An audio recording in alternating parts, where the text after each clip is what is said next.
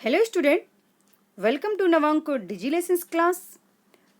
मैं सीमा साद एक बार पुनः आपके बीच उपस्थित हूँ।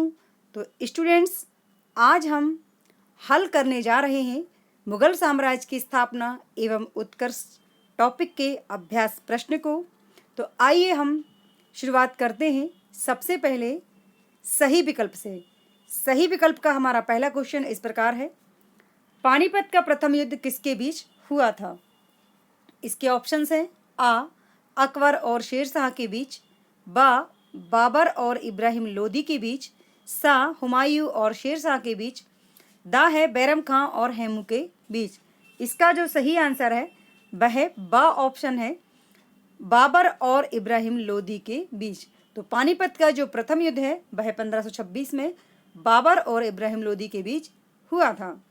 अब हमारा नेक्स्ट सही विकल्प का क्वेश्चन है, मुगल साम्राज्य का संस्थापक किसे माना जाता है? इसके ऑप्शंस हैं आ हुमायूं, बा अकबर, सा शेर शाह और दा है बाबर। इसका सही आंसर यानी कि है दा ऑप्शन बाबर। मुगल साम्राज्य का संस्थापक भारत में बाबर को माना जाता है। तीसरा सही विकल्प का क्वेश्चन है, खानवा का युद्ध हुआ था, यानी यह बताना है कि खानवा का युद्ध कब हुआ था। इसके ऑप्शंस हैं आ 1526 ईस्वी में, बा 1556 ईस्वी में, सा 1527 ईस्वी में, दा है 1529 ईस्वी में। इसका सही आंसर सा ऑप्शन है, 1527 ईस्वी में खानवा का युद्ध हुआ था। अब हम हल करेंगे रिक्त स्थानों को।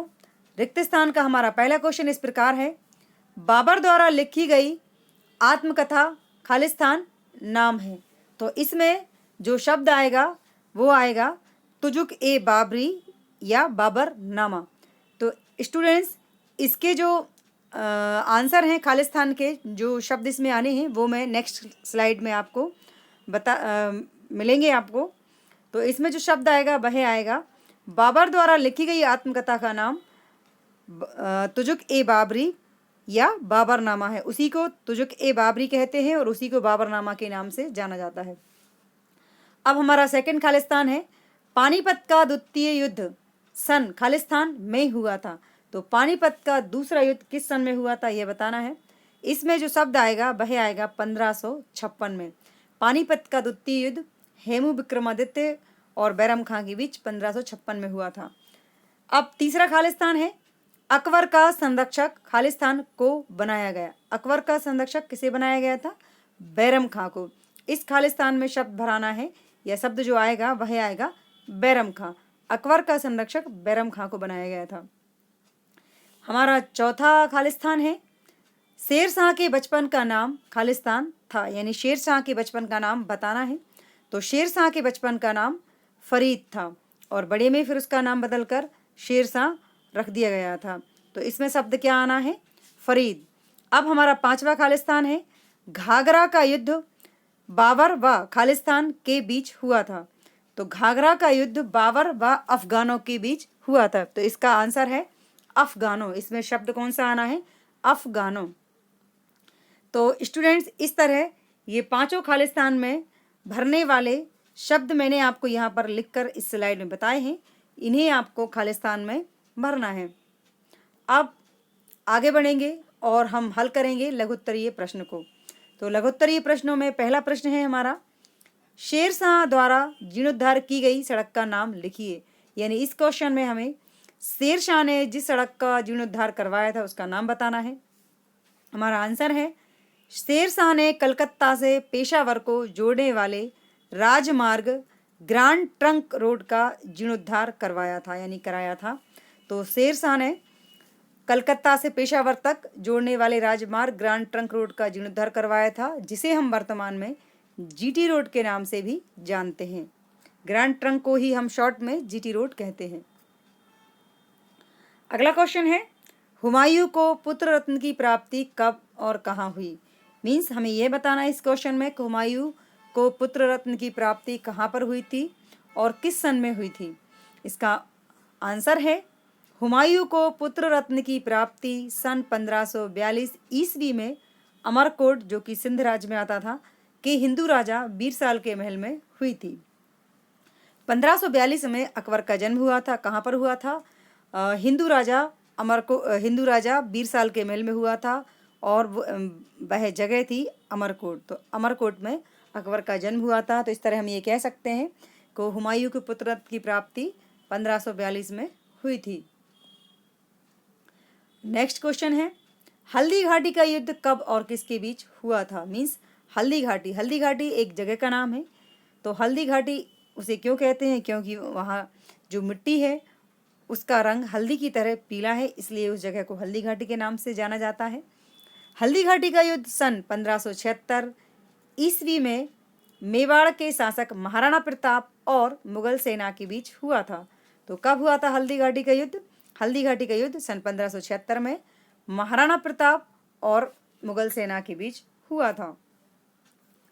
अब हमारा नेक्स्ट क्वेश्चन है, अकबर के राज्य में आय के प्रमुख साधन क्या थे? इसका आंसर है, अकबर के राज्य में आय के 2 प्रमुख साधन थे। यानी कि अकबर के समय आय के साधन क्या थे? किन साधनों से आय प्राप्त होती थी? इसका आंसर है नंबर 1 भूमि का लगान और नंबर 2 है व्यापार पर कर। तो यानी कि अकबर की राज्य में भूमि का लगान और व्यापार पर कर, यह उस समय आय के साधन हुआ करते थे। अब हमारा नेक्स्ट क्वेश्चन है कि अकबर के 9 रत्नों के नाम बताने हैं। यानी कि इस क्वेश्चन में अकबर के 9 रत्नों के नाम बताने हैं। तो अकबर के जो 9 रत्न हैं वो इस प्रकार है। नंबर 1 अबुल फजल विद्वान व सलाहकार। नंबर 2 है राजा मानसिंह जो कि अनुभवी सेनापति थे। नंबर 3 राजा टोडरमल प्रसिद्ध भूमि सुधारक। और नंबर 4 हैं तानसेन जो कि एक संगीतकार थे।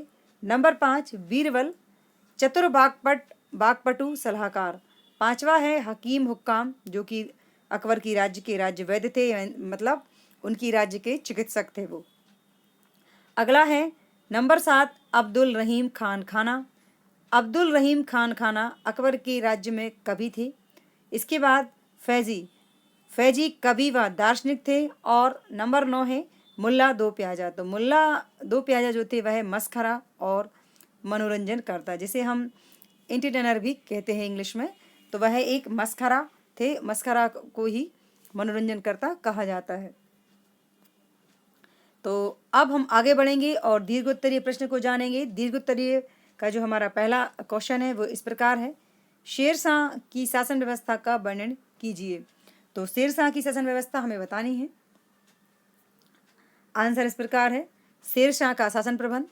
शेरशाह ने सैनिक प्रशासन, न्याय व्यवस्था और भू राजस्व के क्षेत्र में अनेक कार्य प्रारंभ किए, जिनका अनुसरण बाद में अकबर ने भी किया।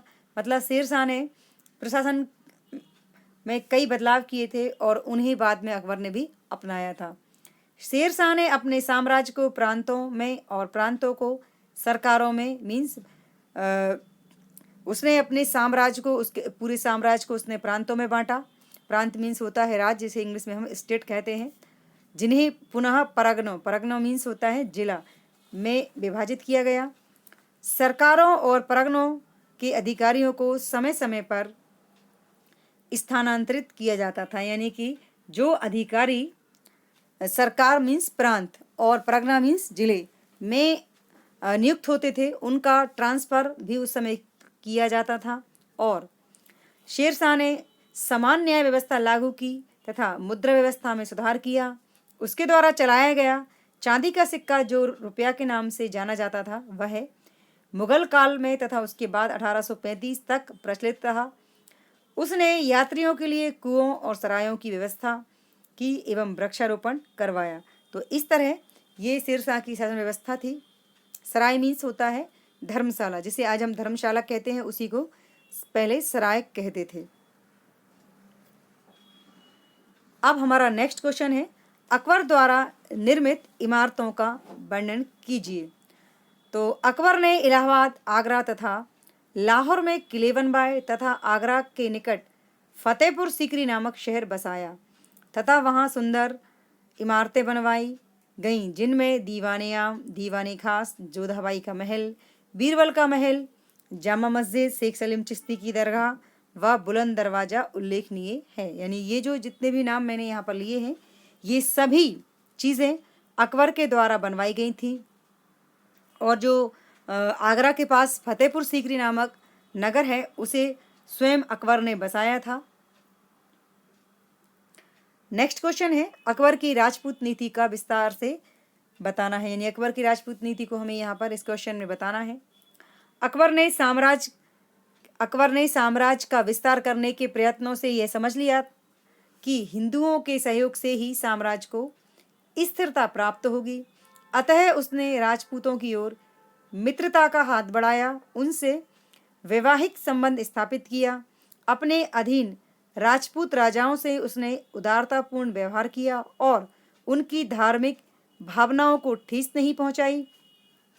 राज्य के उच्च पदों पर राजपूतों की नियुक्ति की। अकबर की इस नीति से कुछ राजा आश्वस्त होकर मुगलों की सेवा में आ गए।